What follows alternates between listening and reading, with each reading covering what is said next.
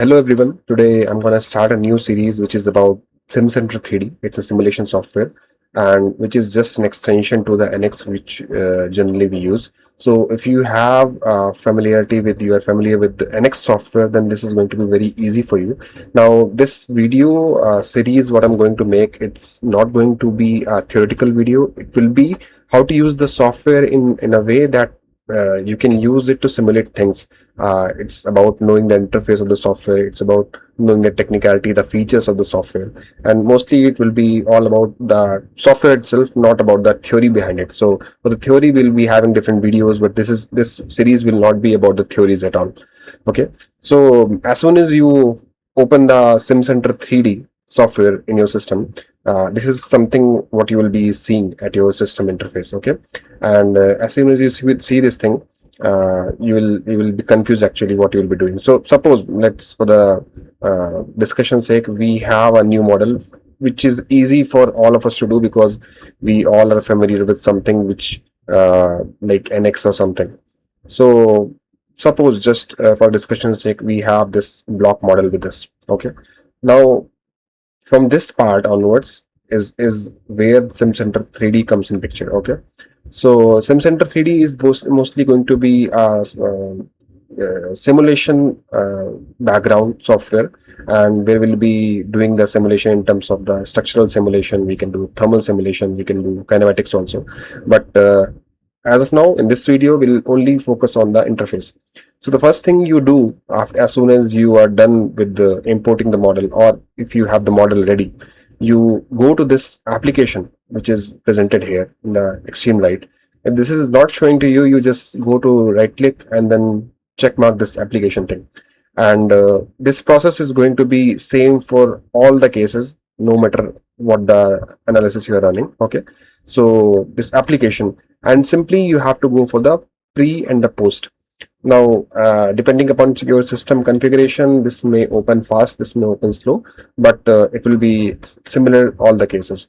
Now I'll show you a small presentation which is basically how SimCenter 3D actually works.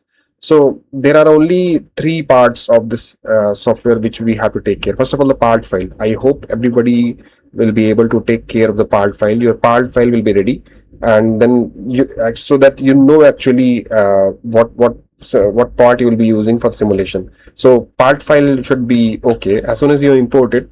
Now there are two files what SimCenter 3D creates. First file is .fem file. It's a finite element method file, and second file is .sim file. That's a simulation file. Now first file, FEM file, is where you do the meshing of the system, where you assign the material properties of the system. All right, we define the connections. If you are using a structural simulation, you define the connections between elements and all, etc. And then we proceed for the sim file. Sim file is where we apply the loads, we apply the boundary conditions, and there you solve it, and there you get the results. You do the post processing. So the SimCenter 3D is basically a three-step thing. There are multiple things in this thing, but as of now we'll focus on these three only. So first is you have to import the part, you have to create the FEM file behind it, and then you have to create a sim file. All right, so coming back to the software, now this is what our model is. Now as soon as you get this model one right, you just go to right click and then go to new FEM. Now there are four options showing. You leave all four. There's don't focus on anything as of now. You just focus on what I'm telling, just to be sure about the interface as of now. Once you are okay with the maneuvering around the interface, you can choose any option, you can look around, but right now just follow what I'm saying. So you just go to the new FEM file. Okay, suppose we are going for a structural solution. A structural means you have to go for a Nastan solver. Nastan is going to be your solver for the structural solution, and there you can rename it and you can change the folder location and all. I hope you guys are all aware of this thing. You click OK. Okay, in this, and this will open a FEM interface to you. Now this FEM interface, before opening, will give you a dialog box here. In this dialog box there is a thing called create idealized part. Now as of now, just listen to me and check on this thing. Okay, we will come back to this thing later. Now here you define the SimCenter Nastan. Analysis type is a structural. You can choose multiple options are there, you can choose anything.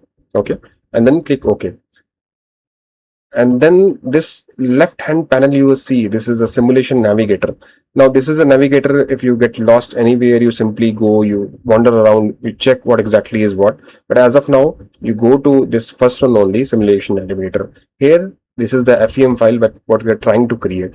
Now this is the I file which we previously created. The idealized part is there. This is the actual model what we have created. So let it be what is right now. Okay, now this is the polygon geometry, which is your polygon check and all. And then there are going to be mesh controls, coordinate system, selection recipes, all these things. I understand there are too many things, but we'll cover it for sure. We'll cover it. Okay, now what do we do? First thing we do is do the meshing and assign the material to it. Now assigning the material is basically in SimCenter is used to do with the mesh collector.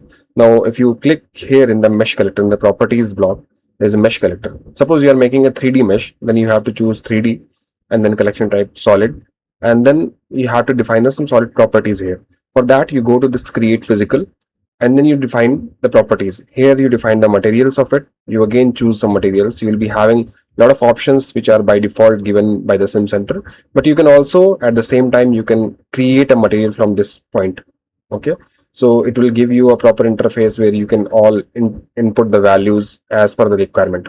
So that is for the later. As of now, we'll be choosing some default value like aluminum 6061, and then we'll click OK. And then again on this table also we'll click OK, and again if you want you can rename it to aluminum. Structured simulation navigator will help you to understand things way better. So you have a 3D collector already here. If you check the plus mark, there's a aluminum written already. Okay, now since we have made a 3D collector and we plan to make a 3D mesh, we'll just go to 3D tetrahedral, and then we will choose the solid body. We can select entire body, and then we'll use the option which is having automatic element size. Now this automatic element size will find out the element size required as per the model what you have taken. It will choose something, and then here again you come to destination collector where it will ask for the material properties. Now in this thing you have an option of automatic creation. You uncheck this thing because we already have created one aluminum collector. We'll choose that aluminum and click OK.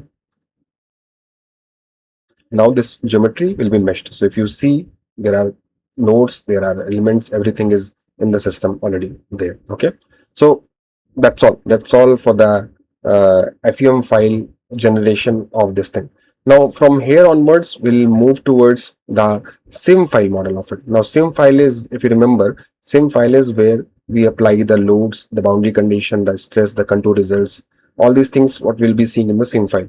So let's go back to there. If you click on this FEM, you click on the right click on this thing, and then you go for a new simulation.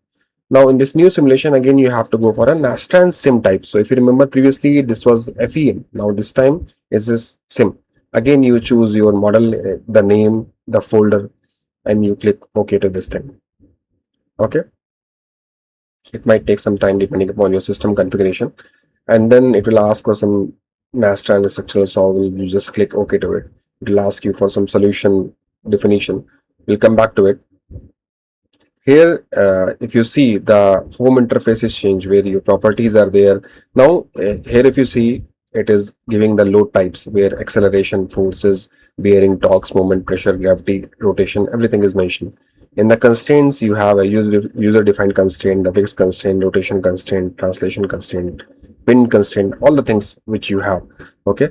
So in the simulation object type, if you see, there are multiple options like surface to surface contact, surface to surface gluing, all these things options are there. For now, we are just going to do a tensile testing. So first thing we'll do is we'll do a fixed constraint on the surface of it. Okay. And then click OK. Yes, there will be some graphic representation which will again come in the constraint container which will be fixed here. Okay. Now what we'll do, we will apply some load on this face of it. Okay, on this face of the body. So what we'll go for the load, we'll go for the force, and we'll choose this force. We'll choose some 100 newtons of the force, and we'll choose along the vectors. We'll specify the vectors like this, some clicking along the z-axis, and click OK. So if you see, there are two definitions here. Here on this side we have done the fixed constraint, and here on this side we have given the load term. And now we have to define the solution. So what solution you want to do? So first of all, we want to do a structural solution. So we'll write the name structural. Solver will be SimCenter Nastran, as we discussed. Analysis type will be structural. That's all we need. Create solution, and then we'll leave everything as it is as of now. We will not change or touch anything in this system. We just go through it. There's no issues, and just click OK to it. Okay. If you see in this thing, this simulation is now active. But if you come back to this constraint folder where you have written fix, it is inactive. When if you come back to this load container, the force is inactive. So what do? You click go on the fix, you right click on this thing, and you add to active solution or step. Okay. Click OK. Now see the highlighted changes. The left type, the red color ball has come in this thing and it has marked active. Okay.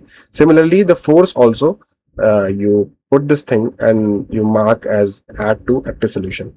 Now this fixed support and the force is a part of this simulation. Simply you have to go for the solving. Okay. It will do whatever is necessary. You simply go click OK. Now you put solve for this thing. It will take some time, and this again totally depends upon the system configuration, what you are having.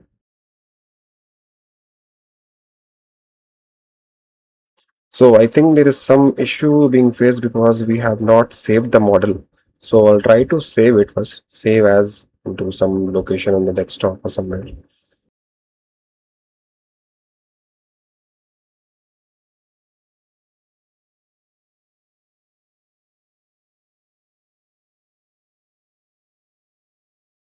And now I'll try to run the solution. Yes, that was the reason.